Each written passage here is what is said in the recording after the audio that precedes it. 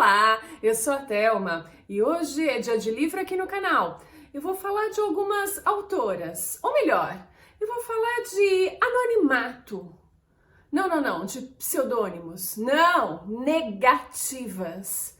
Do que eu vou falar? Eu vou falar de qualquer começo. É isso. Mas antes de dar sequência, antes de começar, eu queria convidá-los a se inscreverem aqui no canal e curtirem esse vídeo. Porque é isso, começa o mês de junho e a leitura do Projeto Clássicos é Emily Brontë e O Morro dos Ventos Uivantes. Eu comecei a ler a biografia das Irmãs Brontë, uma biografia curtinha para preparar o vídeo do próximo domingo. E o que eu fui percebendo? Lá estavam as três usando pseudônimos para publicarem os seus livros, pois na época seria mais fácil e mais aceitável no meio literário que elas fossem homens, né? E assim elas o fizeram, né? E de forma interessante, só mesmo a Charlotte Brontë acabou sendo reconhecida em vida. As duas outras, né, só conseguiram isso depois de mortas, olha só. E aí a gente pensa, puxa, que coisa estranha, olha, isso não é tão estranho não, eu vou aqui pegar alguns livros para a gente ir recordando o que aconteceu já no canal, em outros momentos, no Projeto Clássicos mesmo.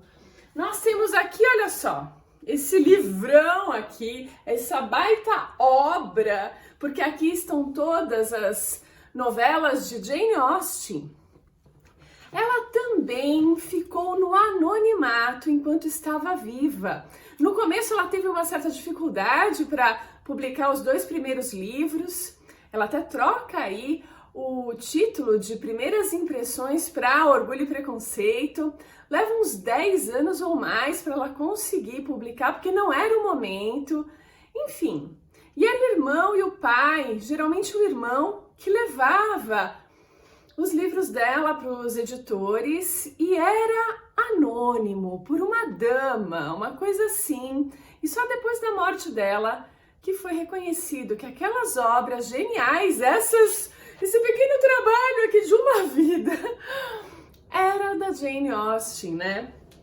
E aí a gente pensa, puxa, então foram as Brontës e a Jane Austen que sofreu com isso? Não, olha aqui, uma outra escritora que optou na época, né? Ela escreveu o Frankenstein muito jovem, a Mary Shelley, e ela optou na época por publicar anonimamente.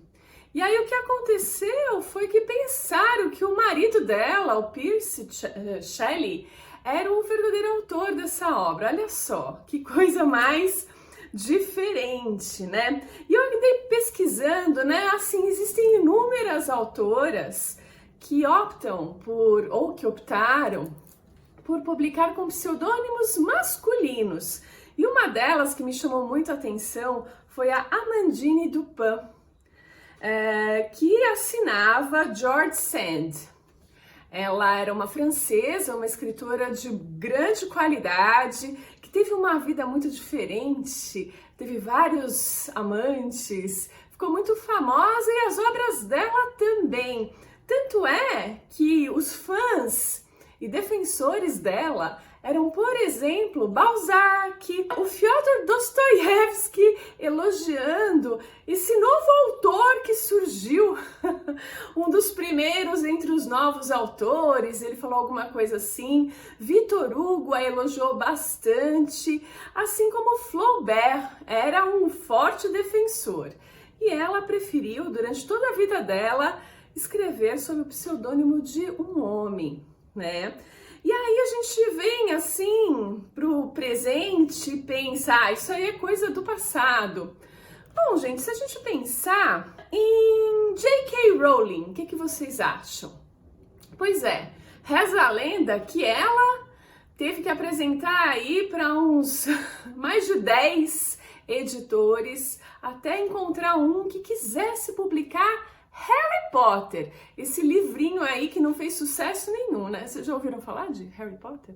Pois é, e ela só ficou bilionária mas o começo não foi fácil, não. E essa opção pelo JK, por usar iniciais, é aí um truque, ao que parece, para deixar mais neutro o seu gênero, né? Para não identificar exatamente qual é o gênero desse autor. Porque, ao que parece, quando você se identifica, pode surgir aí algum tipo de preconceito. O que eu imagino que seja verdade. A gente tem preconceitos, né? A gente tem um monte de ideias já pré-estabelecidas na nossa cabeça e quando a gente começa a olhar alguma coisa, a gente, é isso, é aquilo, a gente já tem julgamentos estabelecidos. Enfim, o que eu fiquei pensando na hora de fazer esse vídeo era o que tem em comum com todas essas autoras, né? Que usam aí pseudônimos, ou ainda que vão de forma anônima nas suas publicações, né? Que enfrentaram dificuldades para publicar o seu primeiro livro. E o que eu vejo em comum, na verdade, é o começo. O começo, gente, sempre é complicado. Ele é sempre o começo de algo novo, de algo que você não conhece, que você está explorando. E assim, e não é fácil. É por isso que chama começo, não chama nem meio nem fim, nem sucesso. Chama começo, porque é o primeiro passo e é o mais difícil. Porque você, além de dá-lo e de aprender com ele, você precisa perseverar, ter determinação e não se deixar abater pelas dificuldades. Ainda bem que a J.K. Rowling não se abateu nas 10, 11, 12 negativas que ela recebeu até vir o primeiro sim. Né? Da mesma forma, Jane Austen não desistiu e reescreveu, adaptou, mudou o título e foi para Orgulho e Preconceito. E fez o seu sucesso, mesmo que tenha sido só reconhecido e atribuído a ela depois da morte dela. E eu estava lendo, então, a biografia das irmãs Brontë, e aí o que eu percebi ontem, eu fiquei bem assim, tocada com isso, foi com a Charlotte Brontë, né? Eu tô bem no começo do livro ainda, então tenho que terminá-lo até domingo para preparar para vocês um vídeo bacana.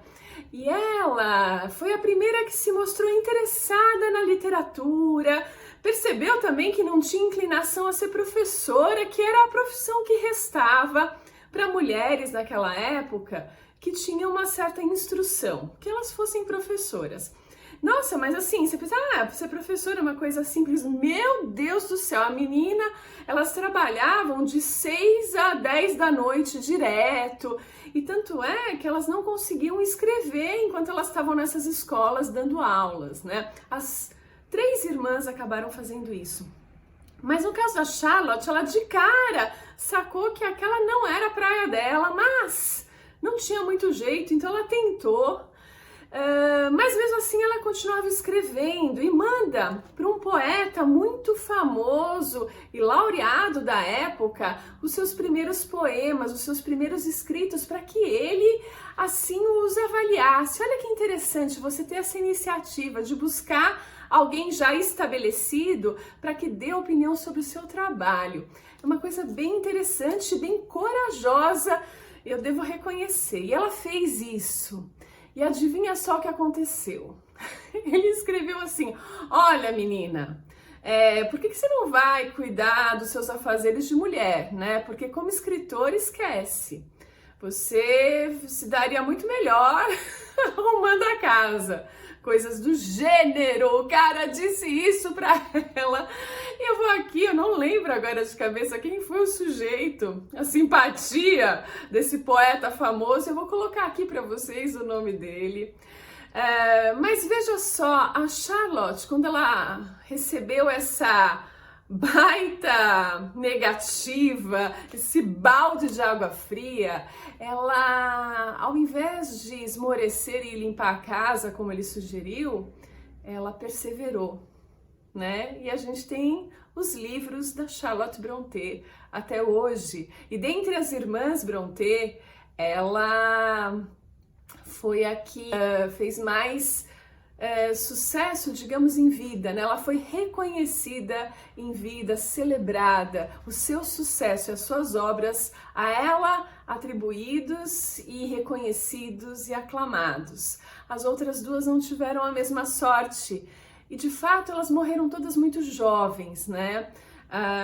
Isso eu conto para vocês no domingo, mas veja, ao ponto aí do começo, né? Se a Charlotte tivesse desistido no primeiro não, e no primeiro balde de água fria com sabão e escovão, né, para limpar a casa. Se ela tivesse esmorecido aí, veja, não teríamos Charlotte Brontë e talvez não teríamos as outras irmãs também, porque ela era uma força motriz ali para que as três publicassem. Vamos descobrir isso melhor no domingo e vamos refletir sobre isso, sobre começos, né? Muita gente, a gente nem fica sabendo, porque nessas dificuldades iniciais acabam desistindo. Então tem aí uma força pessoal, algo muito interessante que todas essas autoras que eu acabei de citar, que mesmo não colocando o nome delas, inventando um pseudônimo masculino, enfim, superando vários e vários nãos, perseveraram. É isso, esse é o segredo que eu tô contando para vocês, aqui dividindo, na verdade, com vocês, para que eu mesma ouça e continue a perseverar. É isso, esse é um ponto importante na vida. Então é isso, eu fico por aqui. Domingo a gente tem Irmãs Brontë, Emily Brontë e a gente segue no Projeto Clássicos. É isso e a gente se vê no próximo vídeo.